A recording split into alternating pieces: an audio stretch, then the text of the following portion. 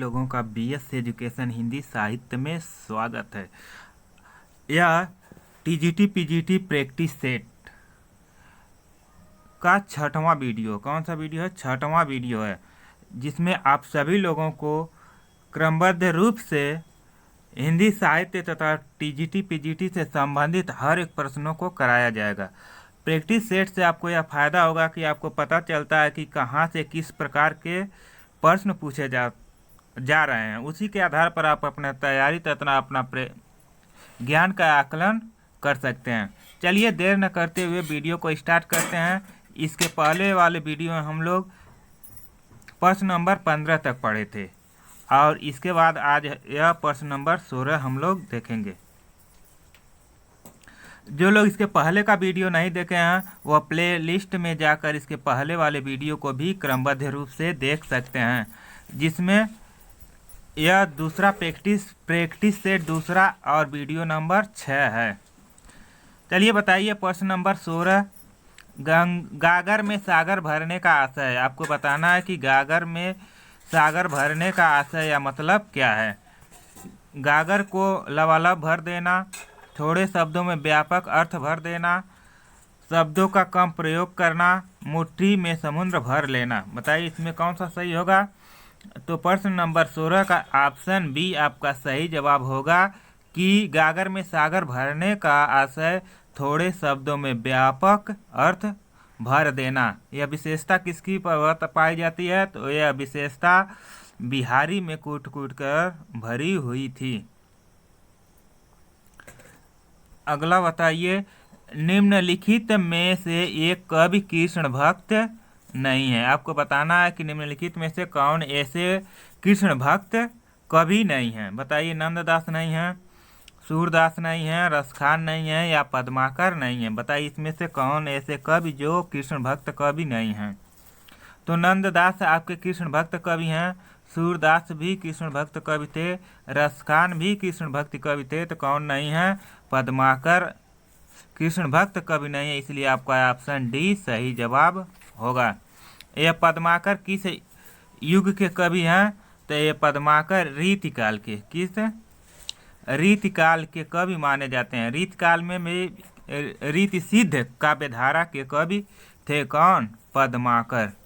रीति सिद्ध नहीं, रीतिबद्ध, किस रीतिबद्ध काव्यधारा के कवि गिने जाते हैं, जिसमें आपके केशवदास भी सम्मिलित होते हैं। किसमें? रीतिबद्ध काव्यधारा में। अगला प्रश्न नंबर 18 देखिए, निम्नलिखित शब्दों में एक शब्द सूर्य का पर्यायवाची नहीं है। आपको बताना है कि निम्नलिखित में से कौन सा सूर्य का पर्यायवाची नहीं है। पतंग नहीं है, भास्कर नहीं है, मार्तंड नहीं है या विधु नहीं है। तो सूर्य का जो पर्यायवाची होता है, पतंग भी होता है, भास्कर भी होता है, मार्तंड भी होता है। इसके अलावा सूर्य का पर्यायवाची दिनकर, दिवाकर, भानु, भास्कर, आक, आदित्य, दिनेश, ये सब भी पर्यायवाची शब्द हैं। आपको पर्यायवाची से भी प्रश्न पूछे जाते हैं, जिससे आपको अच्छे तरह से तैयार करना है। अब अगला देखेंगे तो इसमें आपका सही जवाब क्या होगा? डी ऑप्शन विधु सही हो जाएगा। जो सूर्य का पर्यायवाची नहीं है। विधु का अर्थ क्या होता है? तो विधु मिस होता है विष्णु। क्या होता है? विष्णु होता है। और इसका एक अर्थ और होता है, विधु मिस क्या होता है? विष्णु। और विधु मिस बुद्धिमान भी होता है, जिसे आपको ध्यान में रखना है। अगला बताइए प्रश्न नंबर 19, बताइए, अब पछताए होत का जब चिड़िया चुग गई खेत का अर्थ है। आपको बताना है कि अब पछताए होत का जब चिड़िया चुग गई खेत का अर्थ है, अवसर बीत जाने के बाद पश्चाताप करने से क्या लाभ? हाथ मलकर शोक करना, प्रयास न करना, अकर्मण्य बनकर बैठे रहना। इसमें आप लोग बताइए कौन सा सही जवाब होगा? ऑप्शन ए, यानी अवसर बीत जाने के बाद पश्चाताप करने से क्या लाभ है। तो इस तरह से आपका ऑप्शन ए सही जवाब होता है। अगला बताइए प्रश्न नंबर 20, आपको बताना है कब तक पुकारूं। यह जो रचना है इसके लेखक कौन हैं? रंगाचार्य हैं, मध्वाचार्य हैं, गोविंदाचार्य हैं, रांगे राघव हैं। तो कब तक पुकारूं इस रचना के लेखक कौन है? तो रांगे राघव जी हैं। कौन है? रांगे राघव जी हैं। आपका डी ऑप्शन सही जवाब होगा। अगला बताइए प्रश्न नंबर 21, नासकेतोपाख्यान के लेखक हैं। यह भी सभी परीक्षाओं में पूछा जाता है कि नासकेतोपाख्यान के लेखक कौन है? मंडन मिश्र हैं, सदल मिश्र हैं, सदन मिश्र हैं या सुदन मिश्र हैं? बताइए इसमें सही जवाब क्या होगा? तो आपका बी ऑप्शन सही जवाब होगा। सदल मिश्र नासकेतोपाख्यान के लेखक माने जाते हैं। प्रश्न नंबर 22 बताइए, रीतिकाल के कवि घनानंद एक काव्यधारा का प्रतिनिधित्व करते हैं, उसका नाम है। आपको बताना है कि घनानंद किस काव्यधारा के कवि थे। रीतिबद्ध काव्यधारक कवि थे, रीति सिद्ध काव्यधारक कवि थे, अरीति काव्यधारक कवि थे या रीति मुक्त स्वच्छंद काव्यधारा के कवि थे। रीतिकाल जो था, रीतिकाल को 3 भागों में बांटा गया था। कौन कौन? पहला रीतिबद्ध, रीति सिद्ध और रीति मुक्त। इसमें से जो घनानंद थे वह रीति मुक्त स्वच्छंद काव्यधारा के कवि थे। इसके अलावा ठाकुर, आलम, बोधा, द्विजदेव भी रीतिमुक्त काव्यधारा के कवि माने जाते हैं। चलिए अगला बताइए प्रश्न नंबर 23, किसे आधुनिक हिंदी काव्य जगत की मीरा कहा जाता है? किसे आधुनिक हिंदी काव्य जगत की मीरा कहा जाता है? आपको बताना है। सुभद्रा कुमारी चौहान को, सहजोबाई को, दयाबाई को या महादेवी वर्मा को? आधुनिक हिंदी काव्य जगत की मीरा महादेवी वर्मा जी को कहा जाता है। और आपको बताना है कि आधुनिक युग का कबीर किसे कहा जाता है। अगर आपसे पूछ दिया जाए कि आधुनिक युग का कबीर किसे कहा जाता है, तो नागार्जुन को। किसको कहा जाता है? नागार्जुन को आधुनिक युग का कबीर कहा जाता है। अगर आपसे पूछा जाता है आधुनिक युग का सूर्य किसे कहा जाता है, तो सूरदास को कहा जाता है। अगर आपसे पूछा जाए आधुनिक युग का तुलसी किसे कहा जाता है, तो मैथिली शरण गुप्त को। किसने कहा था? तो महावीर प्रसाद द्विवेदी ने कहा था। एक क्वेश्चन और पूछता है कि आधुनिक युग के रहीम किसे कहा जाता है? तो आधुनिक युग के रहीम मिर्जा नासिर हसन जी को कहा जाता है। किसका? मिर्जा नासिर हसन जी को कहा जाता है क्या? आधुनिक युग का रहीम। इन चारों 5 क्वेश्चनों में से एक न एक क्वेश्चन हर एक परीक्षा में पूछा जाता है, जिसे आपको क्रमबद्ध रूप से ध्यान रखना है, उसे याद करना है। अगला बताइए प्रश्न नंबर 24, साकेत महाकाव्य के कवि का नाम है। आपको बताना है कि साकेत महाकाव्य के कवि का नाम क्या है। साकेत क्या है? एक महाकाव्य या रचना किसकी है? तो सियाराम शरण गुप्त का, बाल मुकुंद गुप्त का, मैथिली शरण गुप्त का या जगदीश गुप्त का? बताइए साकेत महाकाव्य के कवि कौन है? तो मैथिली शरण गुप्त, यानी ऑप्शन आपका सी सही हो जाएगा। और पूछा जाता है दूसरा क्वेश्चन कि साकेत में कितने सर्ग हैं? तो साकेत में कितने सर्ग हैं? 12 सर्ग हैं। एक क्वेश्चन और पूछा जाता है कि कामायनी में कितने सर्ग हैं? कामायनी में कितने सर्ग हैं? तो कामायनी में आपके 15 सर्ग हैं। यह रचना किसका है? तो जयशंकर प्रसाद का रचना है। एक पूछा जाता है प्रिय प्रवास। बताइए प्रिय प्रवास में कितने सर्ग हैं? तो प्रिय प्रवास में 17 सर्ग हैं। कितने सर्ग हैं? 17 सर्ग हैं। इसे भी आपको ध्यान में रखना है। साकेत में 12, कामायनी में 15, प्रिय प्रवास में 17। इसके साथ ही साथ आप लोग ध्यान रखेंगे कि पारिजात एक रचना है, इसमें अरियौध की रचना है, जिसमें क्या होते हैं? पारिजात में 15 सर्ग होते हैं। वैदेही वनवास में आप ध्यान रखेंगे 18। यह भी किसकी रचना? अरियौध की रचना है। सर्ग से भी प्रश्न पूछा जाता है, जिसे आपको अच्छे तरह से तैयार करना है। प्रश्न नंबर 25 बताइए, श्रुत्वा शब्द में प्रत्यय। बताइए श्रुत्वा शब्द में प्रत्यय। संस्कृत से भी प्रश्न पूछे जाते हैं, जिसमें प्रत्यय, उपसर्ग और भी अदर शब्द रूप, धातु रूप पूछे जाते हैं, जिसे आपको तैयार करना। बताइए श्रुत्वा में शब्द प्रत्यय है, तुमुन प्रत्यय है, त्वा प्रत्यय है, शत्रु प्रत्यय है या त्वतु प्रत्यय है? तो श्रुत्वा में क्या प्रत्यय है? त्वा प्रत्यय। क्या है? त्वा प्रत्यय है। आपका बी ऑप्शन सही जवाब होगा। प्रश्न नंबर 26 बताइए, जिस छंद के चारों चरणों में प्रत्येक में 16 मात्राएं होती हैं उसे कहते हैं, क्या कहते हैं? चौपाई कहते हैं, दोहा कहते हैं, रोला कहते हैं, हरि गीतिका कहते हैं। बताइए कौन सा सही होगा। तो जिस छंद के चारों चरणों में प्रत्येक चरण में 16 मात्राएं होती है उसे हम चौपाई छंद कहते हैं। क्या कहते हैं? चौपाई छंद कहते हैं। दोहा में कितने होते हैं? तो इसके प्रथम और तृतीय चरण में 13 तथा द्वितीय और चतुर्थ चरण में 11 मात्राएं होती हैं। रोला में कितने होती हैं? तो रोला में 24 मात्राएं होती हैं। कितने मात्राएं होती हैं? 24 मात्राएं होती हैं। इसको भी आपको ध्यान में रखना है। और दोहा का उल्टा क्या होता है? दोहा का उल्टा सोरठा होता है। दोहा का उल्टा क्या होता है? दोहा का उल्टा सोरठा होता है, जिसको आपको ध्यान में रखना है। चलिए अगला देखते हैं। प्रश्न नंबर 27।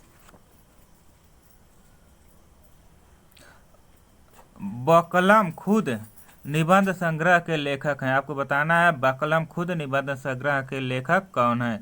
जयप्रकाश भारती हैं, मोहन राकेश हैं, या प्रोफेसर सुंदर रेड्डी हैं, या धर्मवीर भारती हैं। बताइए इसमें से कौन सा सही जवाब होगा। बकलम खुद, बताइए इसमें से कौन सा सही जवाब होगा। तो इस प्रश्न नंबर 27 में आपका सही जवाब क्या हो जाएगा? ऑप्शन डी, यानी मोहन राकेश बकलम खुद के लेखक हैं। यह क्या है? बकलम खुद एक निबंध संग्रह है। क्या है? निबंध संग्रह है। इसे भी आपको ध्यान में रखना। किसका है? तो मोहन राकेश का यह निबंध संग्रह है। अगला बताइए 28। नमस्ते शब्द में संधि है। आपको बताना है कि नमस्ते में संधि है। व्यंजन संधि है, विसर्ग संधि है, स्वर संधि है, या निर्गुण संधि है। बताइए इसमें से कौन सा संधि है। तो नमस्ते का संधि विच्छेद होता है नमः धन ते, बराबर क्या हो जाएगा? नमस्ते। इसमें कौन सा है? तो विसर्ग संधि है। कौन सा है? विसर्ग संधि है। ऑप्शन बी आपका सही जवाब होगा। अगला बताइए प्रश्न नंबर 29। इसका बताइए सही जवाब क्या होगा। यह कारक से आपका प्रश्न पूछा गया है कि कारकों का सही क्रम आपको व्यवस्थित करना है। किसमें सही क्रम है? बताइए इसमें से कौन सा सही होगा। कर्म, करण, संबंध, अपादान या संप्रदान। आप सभी लोगों को पता होगा कि इसका सूत्र क्या होता है। कर्ता ने कर्म को करण से संप्रदान के लिए अपादान से अलग होने के अर्थ में संबंध का के की रारेरी अधिकरण में पर संबोधन हे भो हरे। अगर यह सूत्र आप याद है तो इसका क्रम को आप सही रूप से व्यवस्थित कर सकते हैं। इस तरह से आपका डी ऑप्शन क्या होगा? सही जवाब होगा। इसमें देखिए कर्ता, कर्म, करण, संप्रदान, अपादान, यानी आपका डी ऑप्शन सही जवाब है। कारक से भी आपको अच्छे तरह से तैयार करना है, क्योंकि कारक से भी प्रश्न पूछे जाते हैं। अब बताइए 30। नमक का दरोगा। नमक का दरोगा कहानी के नायक और प्रतिनायक के नाम क्रमशः हैं। आपको बताना है कि नमक का दरोगा कहानी के नायक और प्रतिनायक कौन कौन हैं। मुरलीधर रामदीन है, वंशीधर गंगादीन है, धरणीधर अलोपीदीन है, या वंशीधर अलोपीदीन है। बताइए इसमें कौन सा सही जवाब होगा। तो आप प्रश्न नंबर 30 में ऑप्शन डी वंशीधर अलोपीदीन, यह ऑप्शन सही होगा। इसके नायक कौन है? वंशीधर हैं। प्रतिनायक कौन है? अलोपीदीन इसके प्रतिनायक हैं। किसके? नमक के दरोगा। अगला बताइए प्रश्न नंबर 31। रीति को काव्य की आत्मा माना है। आपको बताना है कि रीति को काव्य की आत्मा किसने माना है। आचार्य भामा ने, आचार्य वामन ने, आचार्य रमन ने, आचार्य श्यामल ने। बताइए इसमें कौन सा सही जवाब होगा।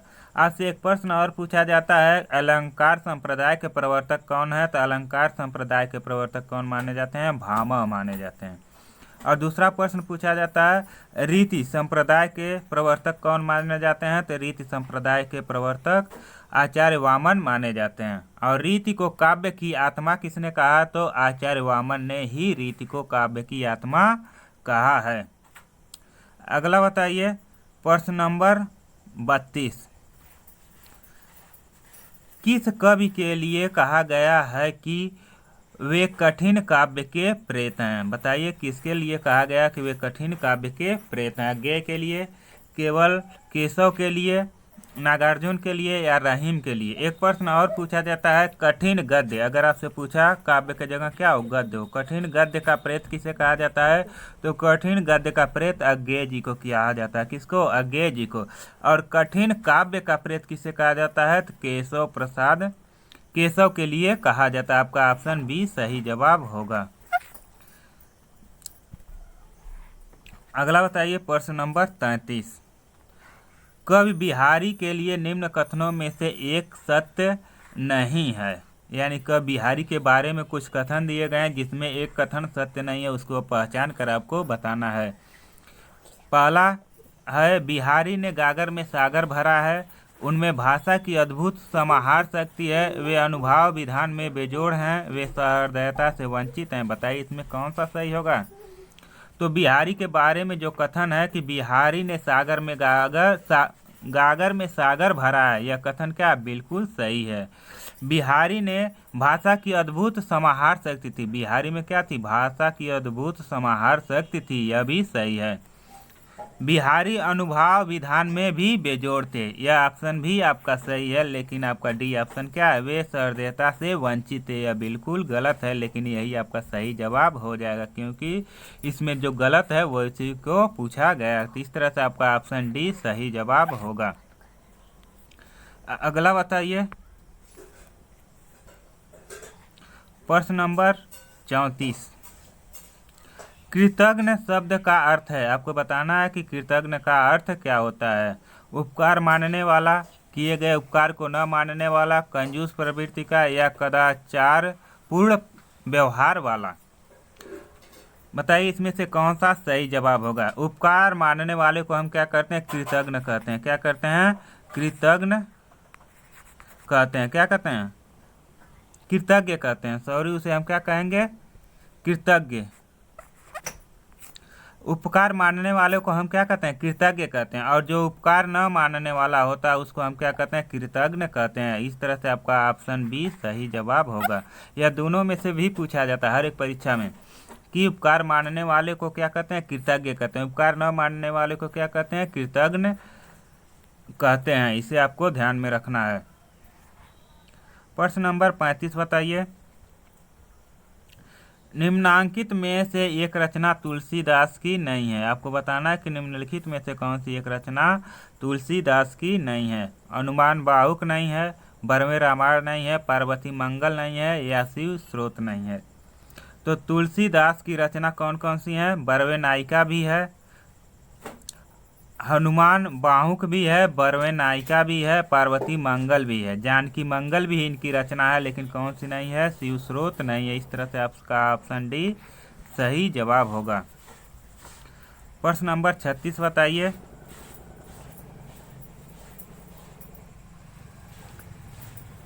गिरजा कुमार माथुर माने जाते हैं। आपको बताना है कि गिरजा कुमार माथुर किस युग के कवि माने जाते हैं। प्रगतिशील कवि हैं, प्रयोगवादी कवि हैं, नकेनवादी कवि हैं, या स्वच्छंदतावादी कवि हैं।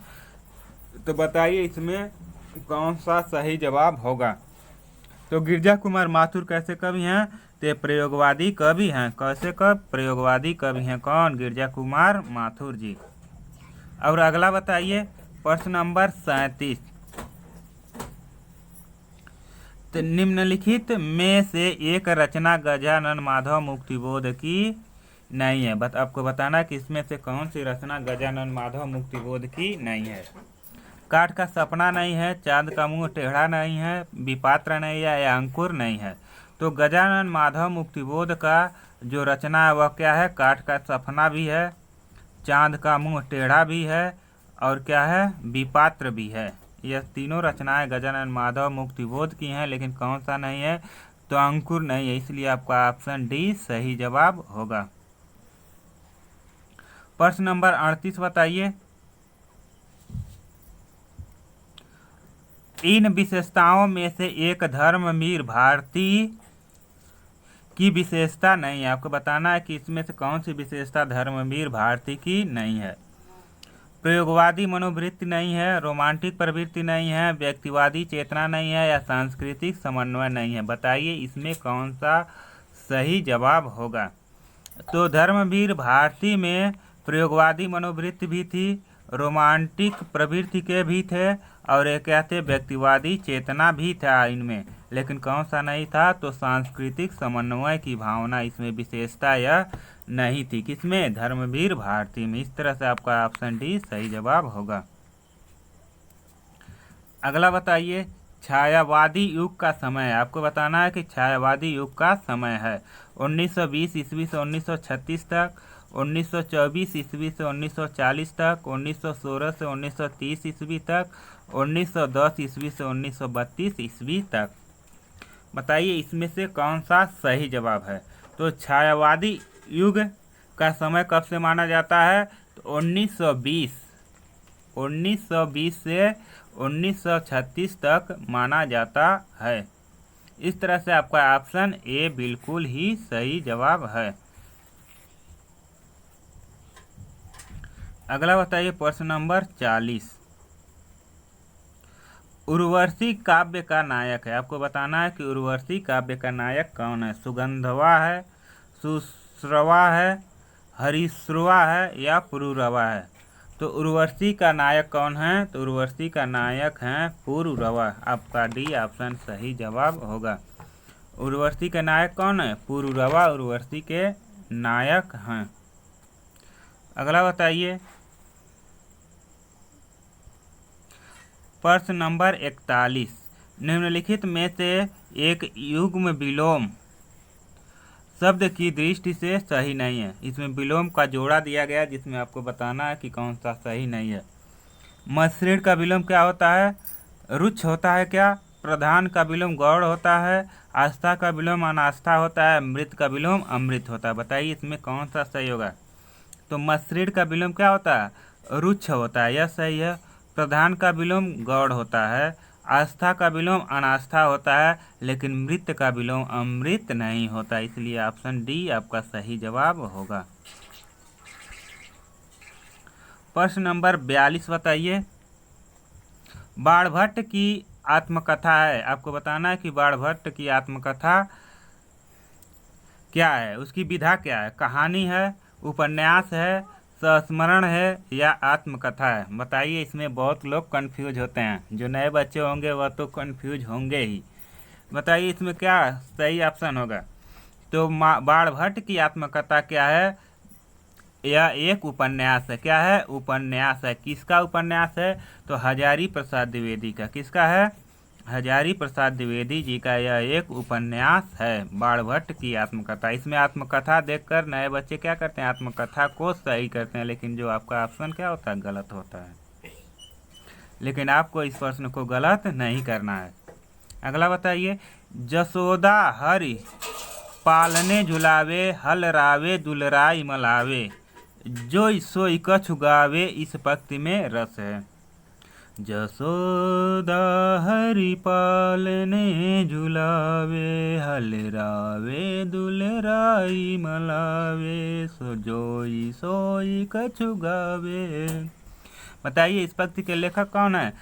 लेखक नहीं बताना, इस पंक्ति में कौन सा रस है। आपको बताना है कि इसमें कौन सा रस है।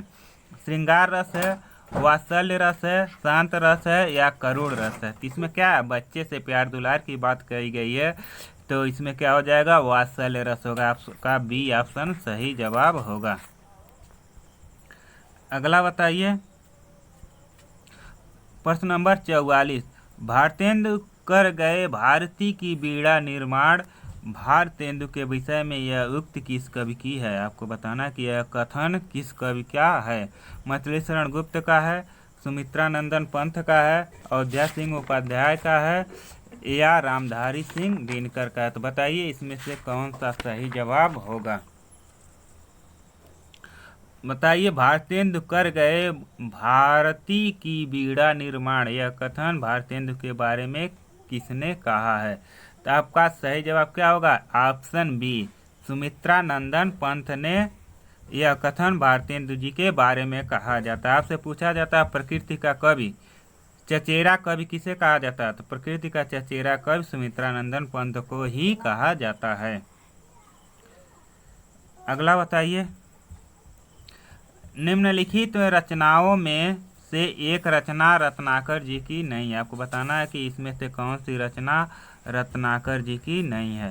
साहित्य लहरी नहीं है, विष्णु लहरी नहीं है, गंगा लहरी नहीं है या श्रृंगार लहरी नहीं है। बताइए इसमें से कौन सा सही जवाब होगा। तो आपका ऑप्शन ए सही जवाब होता है कि साहित्य लहरी यह क्या है, रत्नाकर जी की रचना नहीं है। यह रचना किसका है? सूरदास का। किसका रचना है? सूरदास का रचना है, जिसमें क्या है 118 पद संकलित किए गए हैं। इसके अलावा विष्णु लहरी यह आपका रत्नाकर की रचना है, श्रृंगार लहरी भी रत्नाकर की रचना है और गंगा लहरी भी रत्नाकर की रचना है। इस तरह से आपका ए ऑप्शन सही जवाब होगा। अगला बताइए, चलिए यहीं तक 30 प्रश्न कंप्लीट होते हैं। आज 30 प्रश्नों को यहाँ तक कंप्लीट किए और इसके बाद फिर मिलते हैं अगले वीडियो में। और आप लोग को अगर वीडियो पसंद आ रहा है या इससे संबंधित कोई भी सुझाव देना चाहते हैं तो आप कमेंट बॉक्स में निसंकोच कर सकते हैं, जिसके द्वारा मैं उसके आधार पर जो समस्या रहेगा उसका समाधान करने का कोशिश करूंगा। तो इसलिए आप लोग इस चैनल को अधिक से अधिक लोगों तक शेयर कीजिए। अगर आप लोग अधिक लोग हो जा रहे हैं तो आप लोगों को 125 प्रश्नों को एक साथ लाइव क्लास में पढ़ाया जाएगा, प्रैक्टिस कराया जाएगा। चलिए फिर मिलते हैं अगले वीडियो में, तब तक के लिए जय हिंद, जय भारत।